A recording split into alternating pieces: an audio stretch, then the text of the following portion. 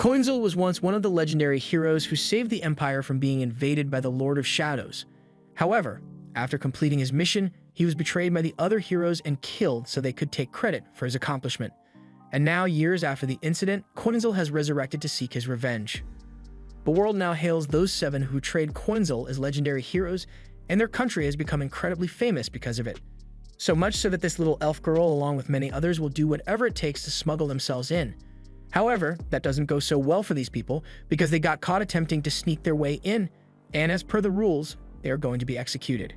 The chief warrior monk, Rashib, always holds public executions whenever someone is caught trying to sneak in, mostly because it deters others from trying to cross the border illegally, but also because it's a lot of fun.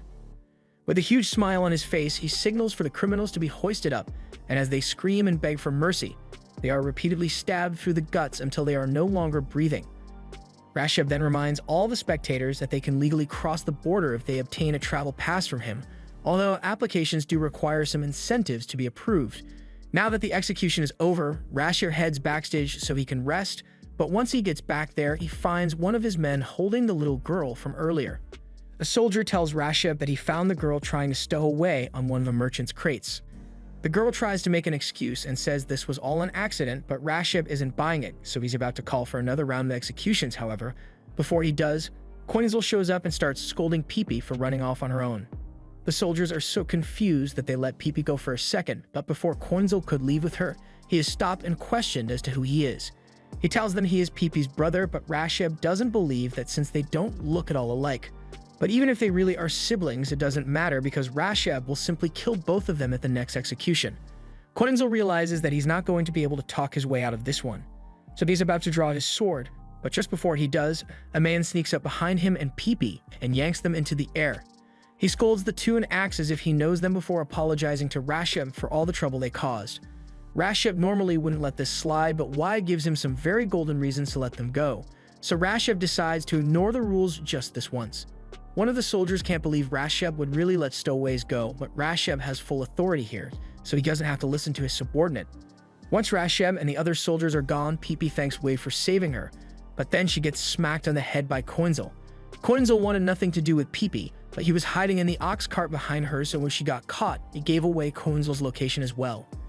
The man turns to Coinzel and Peepee and tells them that they won't get through the border with such half-assed plans like hiding in cargo. And besides, Wade already paid his smuggler to help him get across the border, so he can't have Coinzel and Peepee causing a scene and putting the monastery on high alert. He personally doesn't care if the 2 of them get caught and executed, but he tells them to just make sure it doesn't affect his own plans. He advises them to just turn around and give up on sneaking across the border if they value their lives, but before Wyatt can leave, Coinzel calls out to him and asks to know more about this smuggler he talked about. The man says he has no reason to tell a couple of kids about his contact, and in the first place, he doesn't understand why kids like them are willing to risk their lives just to get to the other side of the border. Peepee tells him that her home was destroyed, so there's nothing left for her here anymore, so she wants to get across for a better life. Just then, Coinzel's ears pick up the sound of a lot of footsteps, and he can tell that there are 13 armed men approaching, so he casually picks Peepee up, walks over to the canal, and throws her in. This way, he won't have to worry about protecting her if a fight breaks out, and on that note, they are immediately surrounded by 13 soldiers from the monastery. They know Rashib released them because they showed good virtue to him, but the rest of the soldiers didn't get anything, so they still came after them. Coinzel doesn't understand what these guys are talking about when they say virtue, so he asks Wyatt about it, and he explains that the monastery controls all the traffic going in and out of the border, so they are meant to judge whether someone is fit to cross over based on how virtuous they are, but in reality, travel is only approved for those who can bribe their way in. These soldiers saw how much Wyatt gave Rashib, so they know he must have more money on him, and they plan to take every last penny after killing them. One of the soldiers attacks Coinzel, but before he could land his attack, Coinzel draws his sword and slashes the soldier's body in half. Wyatt is amazed by Coinzel's strength since he was able to cut a man in half so easily, and the other soldiers are terrified, but they still want that money, so they all rush in to attack him at once. But unfortunately for them, they were sorely outmatched, so that day 12 dead bodies were dumped into the canal. After they've disposed of all the evidence, Weed says he has a favor to ask of Coinzel, and in exchange, he will tell Coinzel about the smuggler he mentioned. A little while later, Peepee finally makes it out of the water, but even though she's upset about getting thrown in like that, she doesn't have any time to complain because Coinzel says they are going to meet the smuggler. Weed leads the group into a tavern underneath the city, and while Coinzel and Peepee are sitting at a table, he has a little chat with a smuggler and tavern owner Altia. He apologizes, but he's going to have to ask her to give him a discount on the smuggling fee since he used part of the money to bribe Rasheb in order to save those kids. Altia isn't happy about it, but it was for the sake of the kids. She'll allow the discount since she likes them, especially Coinzel, so she'd like to get to know him a little better. Wide later heads downstairs and tells Coinzel that Altia wants to see him in her room, but before he goes in, he asks Coinzel to try not to ruin Altia's mood. Altia offered to help Coinzel in exchange for getting her cheeks clapped, but Coinzel refuses and says he doesn't need her help since he's sure he can cross the border by himself. She asks him if he's sure he wants to reject her offer since if he misses the ship today, then he will miss his chance to meet the 7 great heroes. This gets Coinzel's attention, so he asks her what she means by that. And Altia explains that the 7 great heroes are going to be stationed near the border in order to suppress the civil war, so if Coinzel manages to get across, he's pretty much guaranteed to run into them. Meanwhile, Rasheb has gathered his soldiers outside the tavern, and he is deeply offended by all the evil people here who don't donate to his monastery, so he plans to hunt and kill them all. One of Altia's men comes rushing into her room to inform her that Rasheb and his men are here. Meanwhile, Rasheb confronts everyone at the front of the tavern and tells them that it has come to his attention that this restaurant is connected to an illegal smuggling operation, so he has come to investigate that claim. He demands to see the owner of this establishment, so Altia comes out from the back and she tries to bluff her way out of this by claiming she knows nothing about any smuggling operation, but Rasheb has information that says otherwise. He brings out a little man, and that man immediately snitches, saying he came here earlier to ask for Altia's help smuggling himself across the border. Now Altia can't bluff her way out of this one, so Rasheb is quite pleased with the man's snitching, but snitches get stitches, so Rasheb kills the guy anyway. Since they now have confirmation that this place is a smuggling operation, Rasheb orders his men to kill everyone present, so a massive fight breaks out, and in the process, Rasheb manages to grab a hold of Peepee. He recognizes her as the girl from this morning, and even though he spared her that time, he's going to have to kill her to set an example here. Unfortunately, Wide can't get close enough to save her in time, but the last second before Rasheb kills Peepee, Coinzel drops down from the ceiling and squishes a bunch of his men, startling Rasheb enough that he lets Peepee go. Rasheb can't believe Coinzel would dare to kill soldiers of the monastery, because going against them would be the same as going against one of the 7 heroes, Landgrave. However, that's exactly what Coinzel intends to do, so as one of the soldiers charges at him, he effortlessly cuts him down. Altia realizes Coinzel is a lot stronger than she thought, and once he is done, he goes over to the others to ask if Peepee is alright. And thankfully, she's just unconscious, so she'll be fine after a little rest. Since she's alright, Coinzel doesn't really see a reason to keep killing, so he decides to let Rasheb scamper away. Once Rasheb gets out of there, he is infuriated by the fact that all of his soldiers were annihilated by a single boy, and if the monastery hears about this, then his position as chief might be revoked. He decides to take drastic measures so he can regain his honor, which is why as soon as some other monastery soldiers arrive, he declares martial law. Since the tavern was busted, everyone goes into hiding in the tunnels under the city, but Coinzel still intends to smuggle himself across the border tonight. Altia tries to talk him out of it since after what happened, security is going to be tighter than it has ever been, but Coinzel can't afford to miss this ship if he intends to meet the 7 heroes. Besides, he's sure he can handle anything those monks can throw at him because the moon is out tonight. Since Coinzel is so insistent on going, Altia offers to show him a secret route she knows about, one that even the monastery doesn't know about. Meanwhile, up at the monastery, Rasheb is taking this hunt very seriously, so he called for some help from Rangzatz. Once Rangzatz arrives, he tells him he needs his assistance, and Rangzatz doesn't really mind, but he asks if Rasheb is sure since his services aren't cheap. However, after the humiliation Rasheb has endured, he is willing to spend any amount of money to make sure those kids die. Meanwhile, Coinzel and the others are running through some tunnels, but Coinzel is having a hard time because he hates places where he can't see the moon, and this place smells awful. Altia explains that this place is isolated from the rest of the underground fortress, and it was previously used by mages to perform experiments, which is why these gremlin things exist. But they aren't very strong, so Altia is easily able to slice them in half. They eventually arrive at an opening, so Altia explains that the atrium up front leads to the port's underground storage warehouse. However, as they try to get to the warehouse, their path is blocked by a giant gremlin. Altia is scared out of her mind because this is the same thing that killed her friend 3 years ago. Coinzel immediately jumps up to strike it down, so Altia is hopeful that he might be able to defeat this thing, but his sword barely does any damage, so he gets grabbed and punched into a wall. Altia then falls to the ground in defeat because if Kanzel couldn't defeat that thing, then there's no chance that any of them can survive. To make matters worse, the ship that they were meant to sneak onto has already arrived, and due to the martial law Rasheb implemented, it will only be at the port for a short time, so they'll never make it there in time. Altia may have given up on the mission, but Wide still has things he needs to do, so as long as there's still breath in his body, he's going to keep fighting. He uses one of his rings to wrap around the gremlin's leg and pulls on it to knock him over. The gremlin gets back up and tries to punch them, but Wide dodges and manages to use one of his rings to strike the gremlin's head. It looks like Koinzel's earlier attack managed to weaken it because a crack appears on the gremlin's forehead, so Wide thinks he might actually have a chance of defeating it. Unfortunately, immediately after he says that, he gets grabbed and knocked into a wall, so he won't be able to fight anymore. Now nothing can stop the gremlin from killing them all, but just when all hope was lost, a bright light begins to shine from the spot where Koinzel got knocked out, and a second later, Koinzel is back on his feet. He thanks the gremlin for earlier since his punch tore a hole in the ceiling, so Koinzel can finally see the moon again, and that made him feel a lot better. So he's back to full strength. The gremlin tries to squish Koinzel, but Koinzel is too quick for him and jumps out of the way while slicing into the gremlin's head. The gremlin yells that such a weak slash won't be able to defeat it, but in the next moment, the gremlin's entire body is split in half. Now that the gremlin has been taken care of, Koinzel tells Wide to quit wasting time and get back on his feet because they need to hurry if they are going to catch that airship. But before they could leave, Koinzel senses an attack incoming, so he warns the others, and a moment later, a massive blast completely obliterates the body of the gremlin. The one behind it was Rangzats with his magic sword, and Rasheb is sure that Rangzats can finish Koinzel off once and for all. Koinzel and Peepee hear an awful sound coming from Rangzats' magic sword, and it makes them recoil in disgust. Rasheb believes their reaction is due to fear, so he begins monologuing about how Rangzats was once a smuggler like them, but after he came to realize the immense power of the monetary, he changed his ways and now works with Rasheb to deliver punishment on insolent stowaways like them. Altia can't believe Rangzats would sell out his former allies like this and calls him a shameless bastard, but Rangzats shows no reaction to her insults.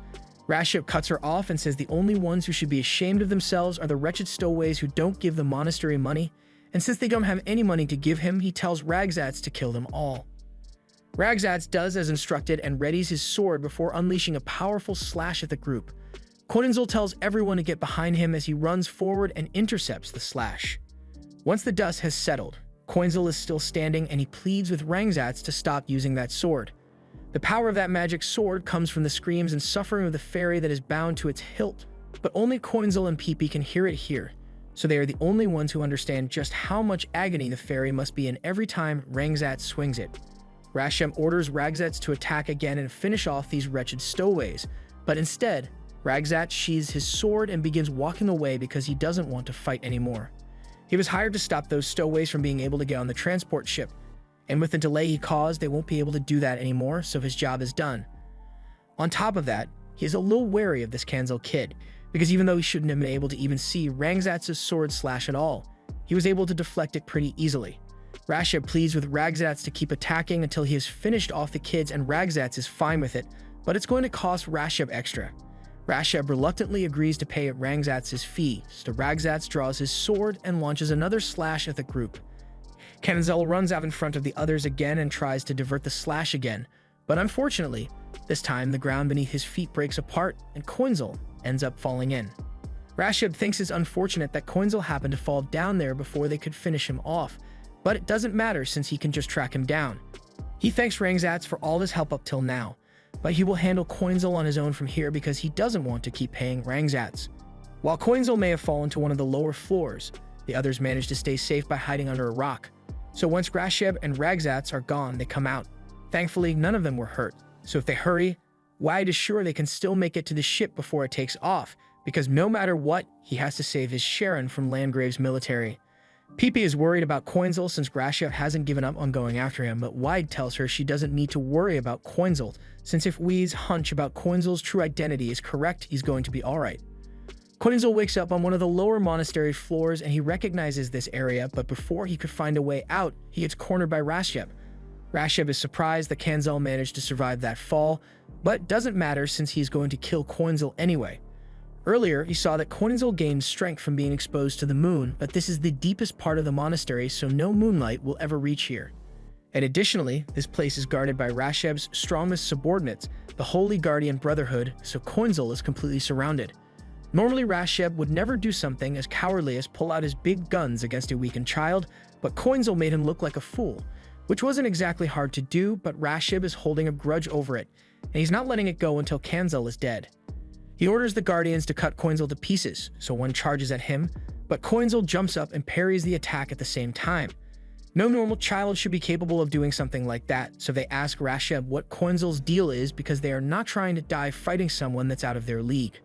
Rasheb tries to downplay the situation and says he just brought Coinzel here to serve as entertainment for them, so he jokes about his mighty warriors being afraid of a mere child.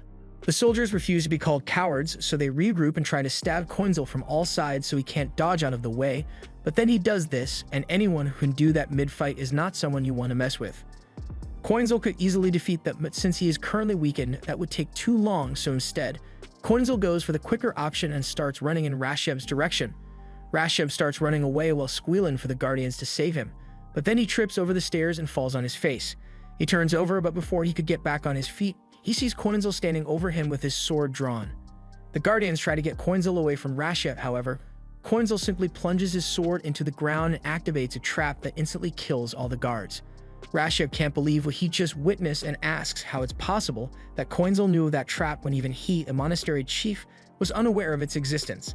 Coinzel tells him that he happened to pass through this area a long time ago, and he was forced to memorize the location of everything in this monastery, which is why he also knows about what's going on behind those doors.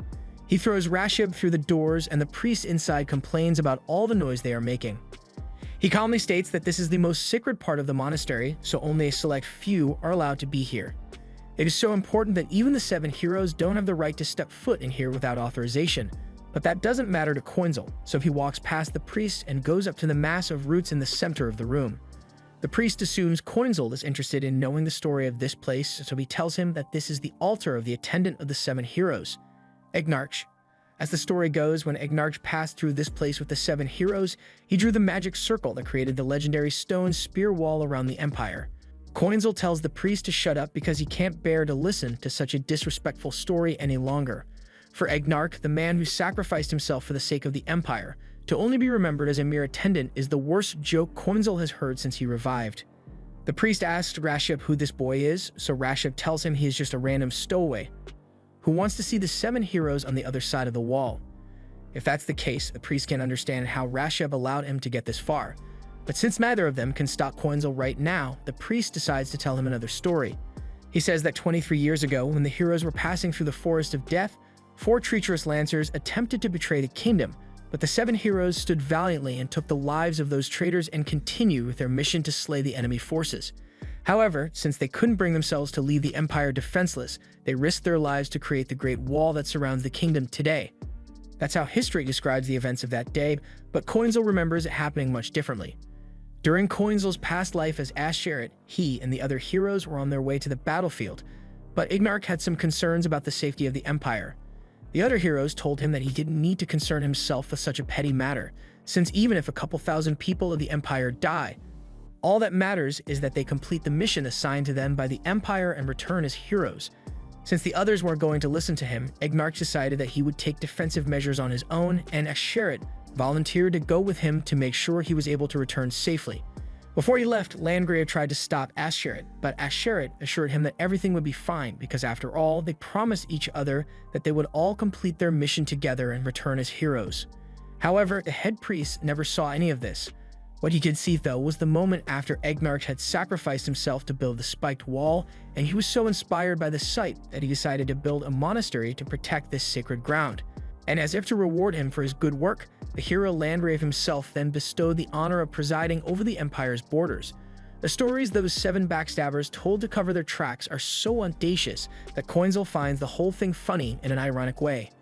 He remembers how happy Landgrave was back when the Emperor entrusted a bandit like him with such an important mission. He would joyfully go around telling anyone who would listen about his new hero status, and even as he killed Kanzel, he was probably laughing his ass off at the thought of all the stuff he would get to do once he deceives the world into thinking he accomplished something. Isn't that hilarious? As Landgrave and the other false heroes killed Kanzel, they all had such huge smiles on their faces because they knew they could get away with it. And the fact that those 7 got rewarded for their deception makes Kanzel absolutely sick. Kanzel knows Egnarch willingly sacrificed himself to make this wall to protect the kingdom, but he needs to get through so he can get his revenge. He draws his sword, and the head priest realizes that Kanzel must be trying to destroy the wall, so he orders Rasheb to stop him. But Rasheb already knows that he stands no chance against Kanzel, so he doesn't want to get anywhere near him. The priest tries to take matters into his own hands and launches 2 spikes at Kanzel, but Kanzel easily deflects them and then slashes through the magic circle Egnarch used to create the spike wall. Meanwhile, on the surface, the others make it to the loading bay, but it's already too late as the ship has already left the port. To make matters worse, they are surrounded by soldiers, so it looks like this is the end of the road for them. However, all of a sudden, the walls surrounding the Empire begin to collapse, as well as the entire monastery. With the walls and the monastery gone, all the guards become terrified because after everything they've done, if the people get their hands on them, they're screwed. They all start running away as thousands of people begin to rush into what was once the monastery.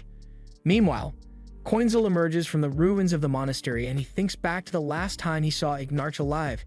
He had followed Egnarch to make sure he could return safely, but once the magic circle was finally complete, Egnarch told him that this was goodbye.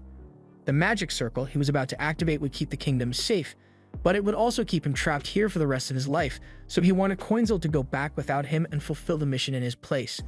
Kanzel knows Egnarch wouldn't approve of what he just did, and he apologizes for that, but he's going to kill those 7 traitors no matter what it takes. Despite all the chaos, Rasheb managed to survive somehow, and by luck, Ragzets happened to be nearby, so Rasheb pleads with him for help. However, there's an angry mob of people who want revenge on Rasheb, and Ragzets doesn't want to get involved with that, so he just turns away and pretends he saw nothing. At the same time, Wide and the others use the mayhem as cover and take out a couple of guards while they are trying to board their ship, so the group steals the ship instead and starts heading for the Empire. Even though she is finally going to make it to the Empire, Pipi is still really upset because she doesn't know if Kanzel managed to get out of there or not. But just then, she sees Kanzel flying beside their ship on a dragon that he permanently borrowed, and she is relieved to see that he is alive. Meanwhile, over in the Empire, the people are frightened by the sudden disappearance of their wall, but the 7 heroes assure them that everything is going to be alright as long as they are here. However, in reality, the heroes are just as scared as the people are because they have no idea what's coming, but they know it's bad news for them. This was the end of episode 2. Subscribe to not miss the next part.